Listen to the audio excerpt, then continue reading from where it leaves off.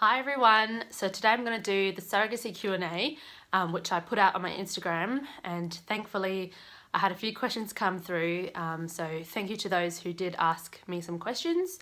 This is a Q&A about surrogacy here in Australia, and some of the questions are about surrogacy in general, and some are specific to my journey.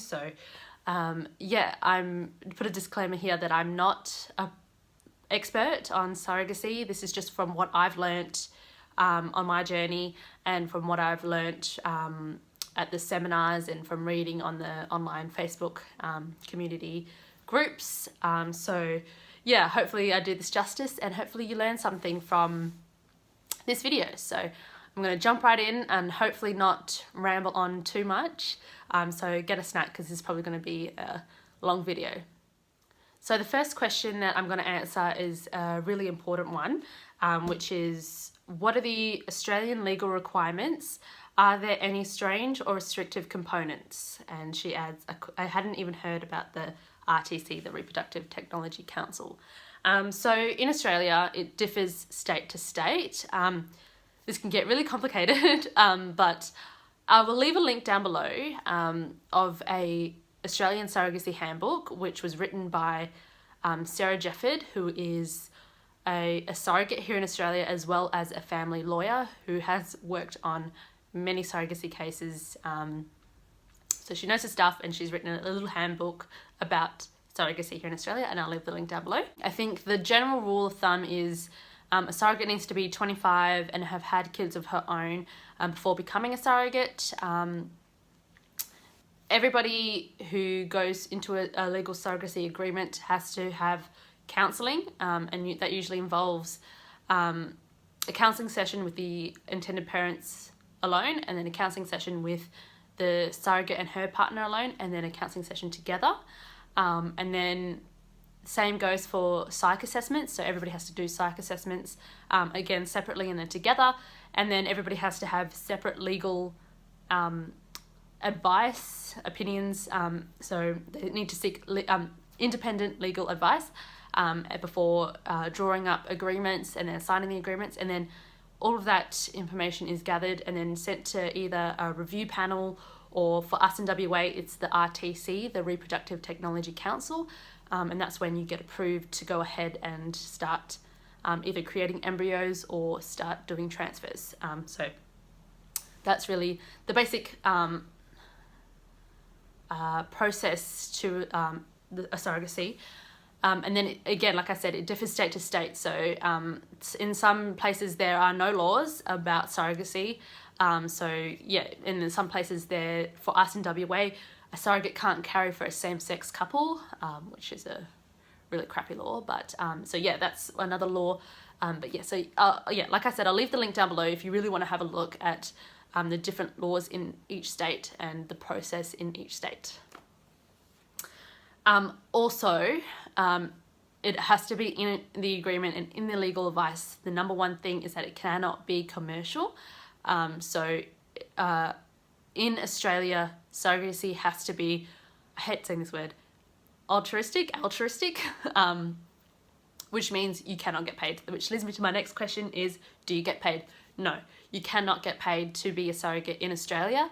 It is illegal to gain financially out of a surrogacy, although a surrogate should not be out of pocket. So the IPs cover all of your medical expenses and things like that, so you're not out of pocket.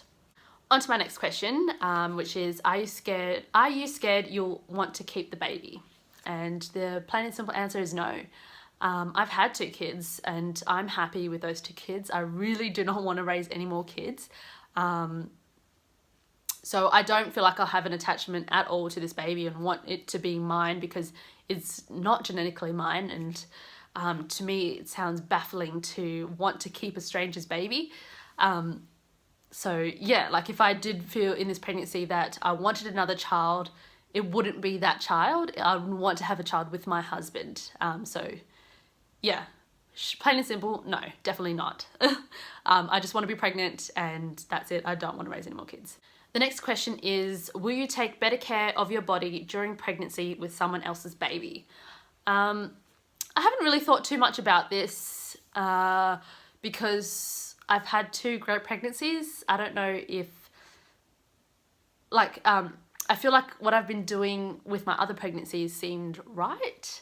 I guess, you know, obviously I'll be more conscious about what I do, and obviously I won't be partying hard or anything like that, which I wasn't doing anyway, but yeah, I guess I'll be more conscious about it, but I don't expect to be doing anything different just because, yeah, I really enjoy pregnancy anyway. Why would I do anything different? I wouldn't be hardcore exercising just because it's somebody else's baby. I don't know. Yeah, I guess so. The next question is, will you see the baby after it's born? And hopefully, I really do hope that we keep in touch and yeah, stay in contact and we'll be in the baby's life. And my IPs have said that they're happy to have us in our in their lives, and obviously, yeah, I'm totally happy with my IPs being in our kids' lives, and that's something that we're really hopefully make a lifelong friendship out of this surrogacy agreement. And but we haven't put any like strains on it, like we have to stay in contact just because we've had a baby together sort of thing. No, it's like, yeah, if we want to be friends, we're going to be friends. And I know that there's a lot of surrogacy groups that have broken down, relationships have broken down, and they end up never seeing their surrogate baby again. So I really don't want that to happen, and I get along really well with my IP, so I really do hope that we stay lifelong friends, because after all, we're not getting paid for it, and yeah, that's really the whole point of us doing this, is just to, yeah, make friends. The next question is, how much choice do you get on where and how you birth the baby? And this depends on every surrogate. Every surrogate is different. But for me, it was really important that I wanted to home birth this baby, my surrogate baby. So that's one of the things I stated really early on, and I told my IPs straight out that I wanted to home birth if the situation allowed it, and they were very, very supportive. So I'm really thankful for that. But yeah, like I said, every surrogate is different. Some people just don't really mind. And then some people have to have elective cesareans, so that's something that you really set out before you match with a couple. So yeah, everyone really has to be on the same page about that, because yeah, you have to birth. You don't want to birth if you're uncomfortable in an uncomfortable situation. So yeah, for me, I set out straight away that I wanted to home birth if the situation allowed. But I have had 2 great hospital births, so I'm okay with whichever way it will go. So yeah. The next question is about feeding. Will you pump for baby, breastfeed? How does that work? Is it the IP's choice? So again, it differs from surrogate to surrogate. Some surrogates breastfeed directly, especially if it's a same-sex couple, and a lot pump. There's even IPs, some IPs can even induce lactation themselves. So the intended mother will work before the baby's born to induce lactation. But for me, I'm planning to pump. My IPs are not too fast. I think they're happy formula feeding. And if I do pump and I get a lot of milk, I think they're happy to take that too. So yeah, it just really, we don't really want to plan too much around that, just in case, because I haven't had a good history with pumping, but I would really like to try hard this time. So if it works, that's great. If it doesn't, then that'll go to formula. Next question is, hubby wants to know, will you keep in contact with the IPs and baby? Is that something you all have to agree on? Which I think I answered pretty much in the other question before, that yeah, we would like to, and hopefully we don't all end up hating each other at the end of this surrogacy agreement, so that, yeah, we can keep in touch and hopefully we make lifelong friends out of our IPs. And I would really love our children to grow up together and know each other, and yeah, it'll be really cool. Next question is, how does your hubby feel about it all? And Trent has been really, really supportive. He's been actually really amazing. It's been really easy so far anyway, so it hasn't been any dramas at all. The only thing is, yeah, his work schedule is a bit unpredictable, so it's hard to catch up with our IPs with him around and stuff, but everybody gets along great, really well, and he's really supportive, and he's just happy that I'm doing something for me and that I want to do. And yeah, he loves that I'm really passionate about it, and I love that he loves it, if that makes any sense at all. But yeah, so I'm so glad that he's on board. I wouldn't be able to do it if he wasn't on board. Next question is, emotionally, it may be hard. Is there support you can access?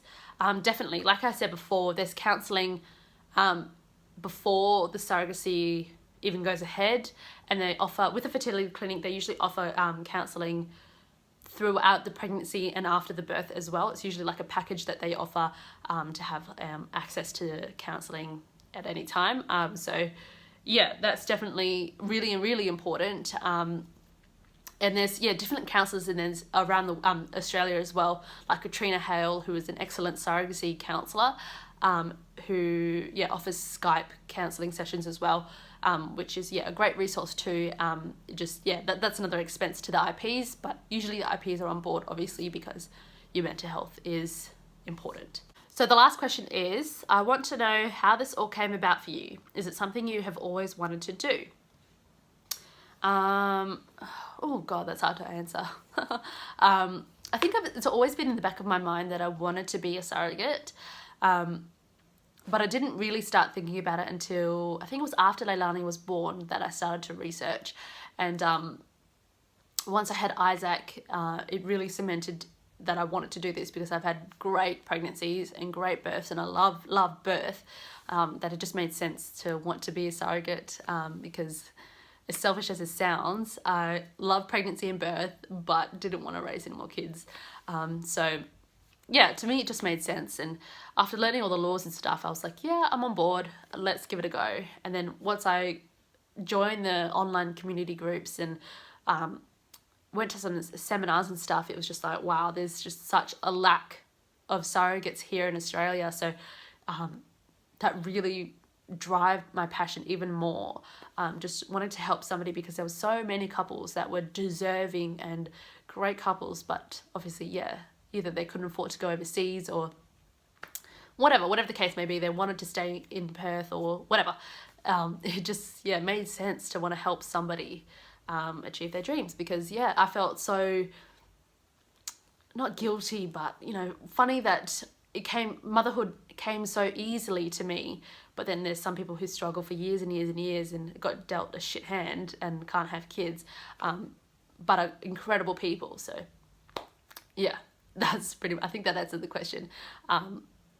It was always in the back of my mind, but I'm so glad that I'm doing it now, and I cannot wait. I'm so excited. Stay tuned.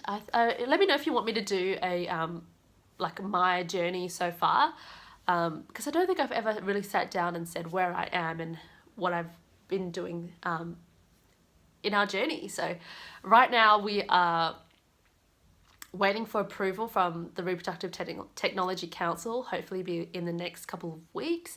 I'm so excited. I've been on the edge of my seat for so long now, waiting for this to happen. But so I can't wait for that. This year is going to be huge. Once we get the approval, we're going to make embryos, and then we've got our 3-month waiting period, and then we can try to get pregnant. Oh my gosh, I feel like I've been waiting for so long. I posted that womb for rent picture in June 2016, and it's now January 2018. So it's almost 2 years since I've started my journey. So it's my turn. I cannot wait. So stay tuned. Thank you so much for watching. I hope that you learned something today, and I will talk to you all in my next video. Bye.